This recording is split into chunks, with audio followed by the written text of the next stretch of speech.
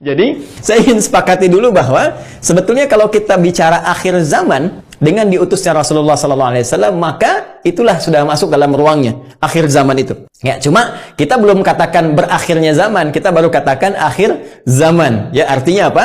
Kita berada di penghujung kehidupan dunia, ya, dan akan dekat ke akhir kehidupannya, artinya selesai di dunia ini, karena dengan risalah selesai, maka tinggal umat menjalani sampai batas yang Allah tentukan. Ya, batas waktu yang telah Allah tetapkan, kalau menunjuk kepada waktu spesifiknya, detiknya, menitnya, sampai jamnya, disebut dengan sa'ah namanya, as-sa'ah. Ya. Nanti di periode ini ada kejadian-kejadian, ya, di mana segala hal bisa muncul, ya, bisa terjadi banyak hal nanti kita sebutkan, baik itu nanti huru-hara, baik itu banyak musibah, baik itu nanti selesai kehidupan, wafat, bangkit, sesuatu terjadi. Sesuatu yang banyak terjadi, bangkit dan sebagainya disebut dengan qiyamah namanya. Ya, asalnya qiyam, sifatnya ditambah ta disebut dengan qiyamah. Karena itu nanti peristiwanya disebut dengan yaumul qiyamah. Yaumul qiyamah. Ya. Nanti ada surah Al-Qiyamah, surah ke-75, gitu kan? La uqsimu biyaumil qiyamah. Ini peristiwanya. Tapi kalau kita ingin menunjuk kepada waktunya spesifik, ya, berakhir nih waktunya, selesai, sehingga terjadi kiamat yang dimaksudkan. Kita serap ke dalam bahasa Indonesia menjadi kiamat. Ya, berakhir waktunya disebut dengan sa'ah. Sa'ah menunjuk kepada, kalau sekarang dalam bahasa Arab standar sekarang sa'ah disebut jam. Ya, jam ada detiknya, kan sa'alan. Jam berapa sekarang? Ya, sampai ke detiknya, sampai ke menitnya, dan seterusnya. Itu menunjuk kepada waktu yang disebut dengan sa'ah. Ya, karena itu teman-teman sekalian, ketika Allah menegaskan kapan terjadi tepatnya terjadi kiamat ini, menunjuk pada waktunya, itu hanya milik Allah Subhanahu wa taala, prerogatifnya. Ya, karena itu di Quran surah ke-31 Luqman, di ayat ke-34, ayat terakhir, hal pertama dari 5 hal yang menjadi hak prerogatif Allah, kalimatnya langsung menggunakan kata sa'ah. Innallaha 'indahu 'ilmus sa'ah. Ini. Kalimatnya menggunakan apa? Sa'ah. Ya, di hadis Muslim, nomor hadis yang ke-8, disebut dengan hadis Jibril, ya, alaihissalam, ketika beliau bertanya mengonfirmasi kepada Rasulullah, ya, Sayyidina Muhammad SAW, bertanya tentang kapan tepatnya terjadi kiamat. Maka kalimat terakhirnya ketika bertanya tentang iman, Islam, ihsan, mata sa'ah. Mata sa'ah, kapan tepatnya terjadi kiamat? Nabi menjawab, mal mas'ulu anha bi'alama minas sa'il. Kenapa penting saya sebutkan ini? Nah, ada langsung firman Allah dalam Al-Quran, pembukaan satu surah, di surah ke-54, Al-Qamar. Ya, Al-Qamar. Dalam pandangan Allah, Allah menyebutkan bahwa ketika Rasulullah diutus sebagai Rasul di akhir zaman, artinya zaman ini terakhir dalam kehidupan, nggak ada nanti umat yang baru lagi, nggak ada Rasul diutus lagi dan sebagainya. Itu sudah Allah mendeklarasikan satu pembuka kalimat dalam firman yang sangat singkat tapi tajam sekali. Iqtarabatis sa'ah. Iqtarabatis sa'atu wansyaqqal qamar. Quran surah ke-54 ayat yang pertama. Jadi Allah sudah menyampaikan sejak Nabi SAW diutus kurang lebih 15 abad yang lalu, kan? Allah menyampaikan iqtarabatis sa'ah. Ya, masa itu sudah dekat. Ya, jadi sejak diutusnya Nabi, Allah sudah mendeklarasikan, sudah menyampaikan, ya, menginformasikan pada seluruh hambanya bahwa ini kejadian ini sudah dekat. Ya, dengan diutusnya Rasulullah, bahwa zamannya akan berakhir. Cuma dekatnya dalam konteks firman Allah dengan pandangan kita tentu sangat berbeda. Ya, karena dimensinya tidak serupa, sifat-sifatnya jauh berbeda, kan? Maka demikian pula memahami firman Allah tidak menggunakan pendekatan akal manusia. Jangan kita katakan dekat dengan ukuran kita, tidak. Lihat ukuran Allah. Ya, di mana ukuran Allah? Lihat surah Al-Ma'arij misalnya, ayat yang ke-6. Innahum yarawnahu ba'ida wa narahu qariba. Ya, mereka melihatnya masih panjang, kami melihatnya dekat. Kenapa? Karena ukuran waktu di sisi Allah, ya, itu sudah nggak pakai ukuran standar manusia lagi. Beda dimensinya. Ya, kita keluar dari wilayah kita di Indonesia dengan Malaysia sudah beda 1 jam. Ya, kita bisa ke Amerika, ke Kanada, itu sudah beda terbalik. Bisa di sini siang, sana malam. Ya, baik. Jadi apalagi kita ukur dengan konteks kehidupan akhirat. Ya, ketika Allah berfirman dengan kita di sini, ya, antara kehidupan di luar bumi, di langit saja misalnya, itu yang sudah tidak ada gravitasi lagi, sudah gravitasi 0, itu perbedaan waktunya sudah berbeda jauh. Makanya ketika Al-Quran menginformasikan fi yaumin kana miqdaruhu alf sanatin mimma ta'uddun, ya, ada 1 tahun bisa beda 1000 tahun. Dalam konteks orang dihukum di neraka bisa setahunnya, seharinya serasa 50.000 tahun, sehari bisa 1000 tahun. Artinya kalau Allah katakan misalnya 7 hari, berarti masih 7.000 tahun. tahun ya. Ya, 2 hari berarti masih 2000 tahun dalam konteks terkecilnya, dalam pandangan kita. Tapi kita tidak tahu kapan itu terjadi. Secara singkat, Allah sudah mengatakan bahwa sejak Rasulullah SAW diutus, ini keadaan sudah akhir zaman. Ya kan? Satu. Dan sudah mendekat kepada kiamat. Cuma dekatnya itu kapan waktunya, kita tidak tahu. Dalam pandangan Allah dekat, dalam pandangan kita ngitung dari masa Nabi ke sini masih 15 abad, belum kiamat juga. Ya kan? Sekarang belum kiamat juga, makanya jangan tanya tentang waktunya. Ya, yang ditanya persiapan kita apa? Ya, kalau Anda bertanya tentang waktu pada sesuatu yang sudah diatur, kaidah mengatakan sesuatu yang sudah diatur, jangan banyak ditanya lagi. Nanti menjadi semakin tidak teratur keadaan Andanya. Ya, matahari terbit dari timur, tenggelam di darat. Masih Anda tanya, kenapa terbit dari timur? Itu kurang kerjaan. Ya, kurang kerjaan. Ya, kenapa malam gelap? Ya, itu kurang kerjaan. Jelas ya? Kenapa? Karena sudah kita mengerti, itu ma'lumun bid-darurah, sudah dipahami, sudah dimengerti. Naluri kita sudah bisa membaca, akal kita sudah mengetahuinya, ditanamkan dalam diri kita. Karena itu, sesuatu yang sudah Allah atur, jangan ikut-ikut mengatur lagi. Ya, Nabi pernah ditanya tentang kiamat, Nabi tanya, bagaimana persiapan kamu kalau terjadi besok? Jangan tanya waktunya. Karena Allah rahasiakan semua itu, supaya memberikan getaran pada jiwa kita, dan katalis pada diri kita, untuk meresponnya dengan semangat beramal dan menyiapkan. Itu poin. Baik, jadi kalau kita sudah pahami ini semua, bahwa kita hadir saat ini, aktivitas kita ada di penghujung zaman, artinya memang kita sudah berada di akhir zaman, tapi kita tidak tahu kapan zaman berakhir, tapi kita bisa melihat tanda-tanda yang disampaikan Rasulullah SAW di setiap perubahan-perubahan yang terjadi di akhir zaman itu. Perubahan-perubahan inilah yang menjadikan kita mesti menghadapi tantangan-tantangan yang dimaksudkan. Karena setiap era perubahan tadi itu ada tantangannya tersendiri, tahadiyatnya sesuai dengan karakteristik umatnya.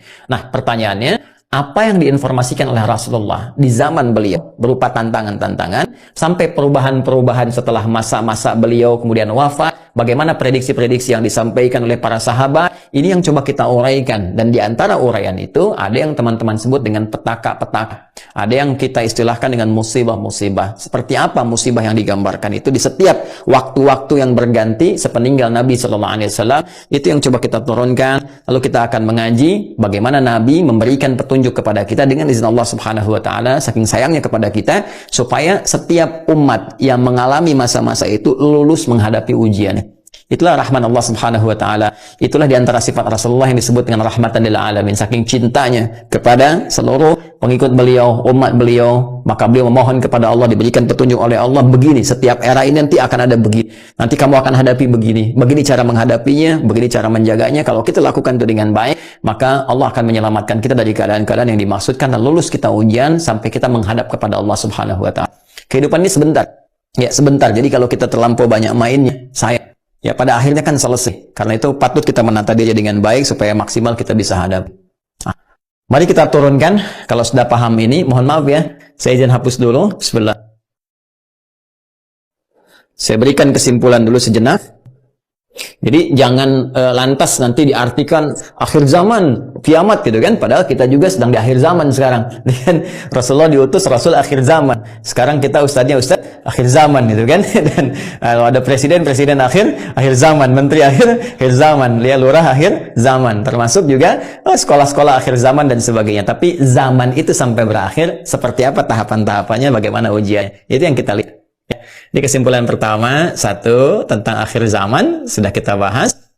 Ya, adalah satu era terakhir, ya, era terakhir dari umat manusia yang beraktivitas, ya kan, di bumi. Ini dia, era terakhir dari umat manusia yang beraktivitas di bumi. Jelas ya? Nah, ditandai dengan diutusnya Rasul terakhir, yaitu Rasulullah Sayyidina Muhammad sallallahu alaihi wasallam, kan? Sallallahu alaihi wasallam. Nah, kemudian karena siap Rasul itu membawa petunjuk, juga diberikan petunjuk berupa hudan terakhir. Nah, itu berupa Al-Qur'an. Karena Al-Quran pun ketika diturunkan Allah menyebut dengan hudan. Buka Quran surah kedua Al-Baqarah di ayat 185. Syahrul Ramadan alladzi unzila fihi Al-Quran hudan linnas. Ya, hudan linnas wa bayyinatin minal huda wal furqan. Baik, sekarang dari sejak diutusnya Rasulullah sudah masuk akhir zaman, bagaimana perjalanan. Nah, kalau kita turunkan dari sini di masa Rasulullah SAW, Rasul ya SAW sampai dengan kita sekarang, ya. Sampai kita sekarang di masa kini. Kurang lebih ada sekitar 15 abad. Nah, sekarang kita akan bicara tentang bagaimana Rasulullah SAW menyampaikan tentang berita-berita nubuat. Nubuat itu tentang berita besar yang terjadi dibawa oleh utusan. Ya, orang menyampaikan nubuat disebut dengan nabi, pembawa berita besar. Beritanya disebut dengan naba, karena itu ada surah An-Naba. Ya, amma yatasadun 'anin naba'il 'azim, ya. Nah, ini nanti ada nubuat-nubuat beliau yang disampaikan kepada para sahabatnya, terlacak sampai dengan ke kita tentang peristiwa-peristiwa yang terjadi di masa-masa sampai mendekat kepada waktunya berakhir, as-sa'ah, ya, as-sa'ah.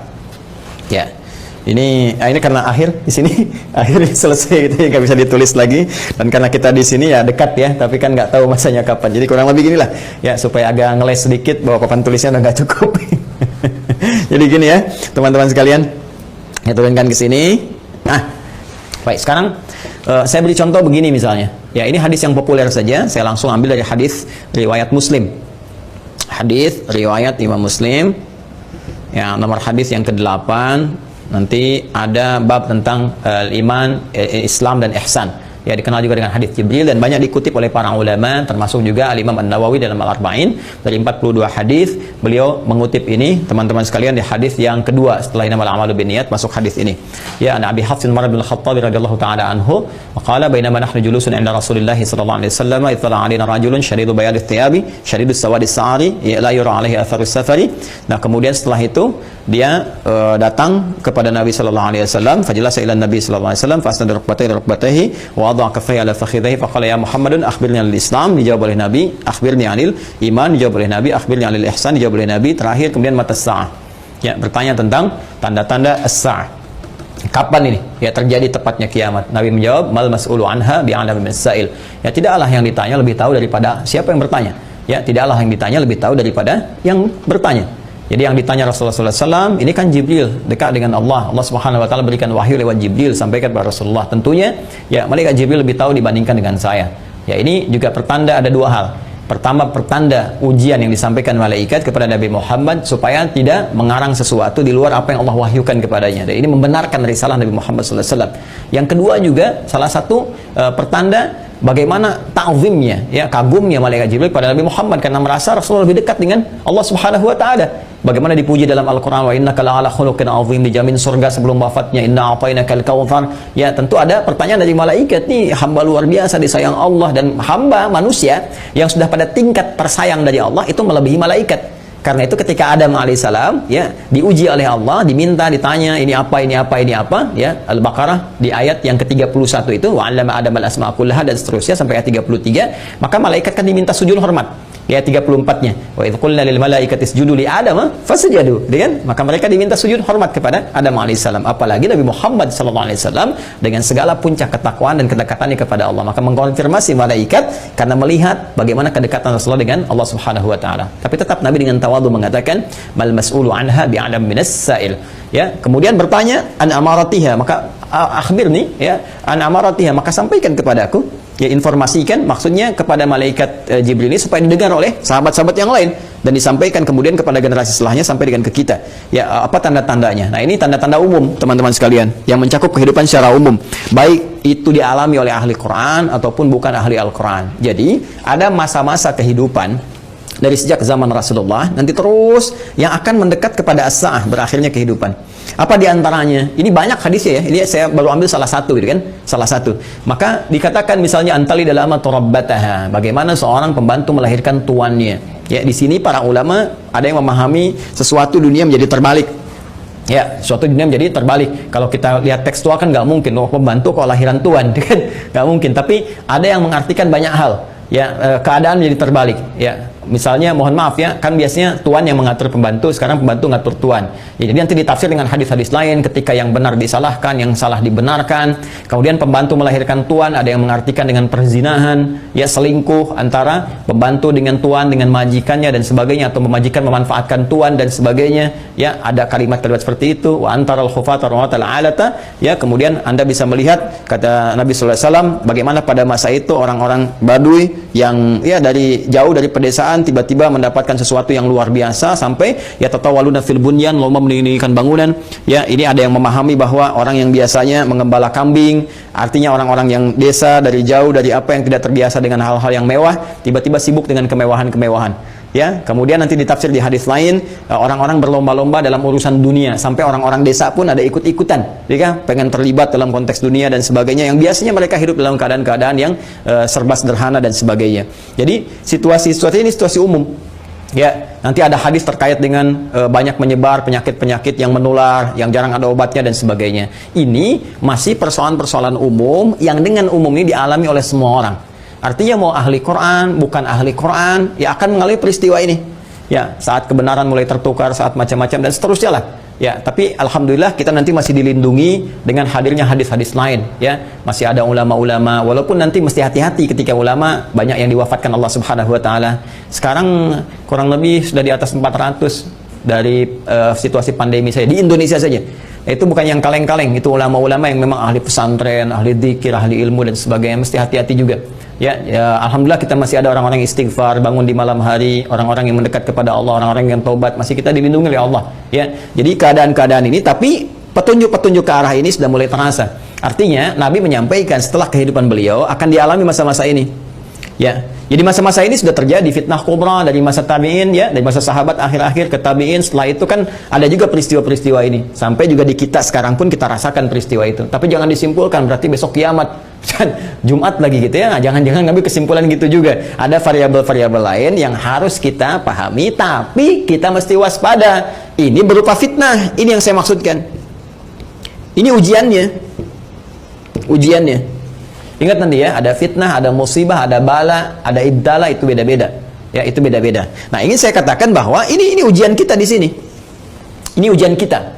Karena ini ujian kita mesti lulus, teman-teman sekalian. Nah, sekarang jangan langsung kita pahami ini kiamat besok ini. Tidak. Nabi ingin mengatakan di masa depan ada tantangan-tantangan tuh akan begini. Dan ini kalau tantangan-tantangan ini nggak bisa dihadapi, sudah ini akan menjadi variabel yang mempercepat terjadinya kiamat. Artinya cepat menuju ke arah ini. Ya. Kalau orang udah nggak bisa dikendalikan, nggak ada orang jujur semua, orang semua berperilaku maksiat, orang semua berperilaku fahsya, mungkar dan sebagainya, ini mempercepat. Tapi kalau kita bisa lulus ujian-ujian ini, minimal rahmat Allah kita dapatkan.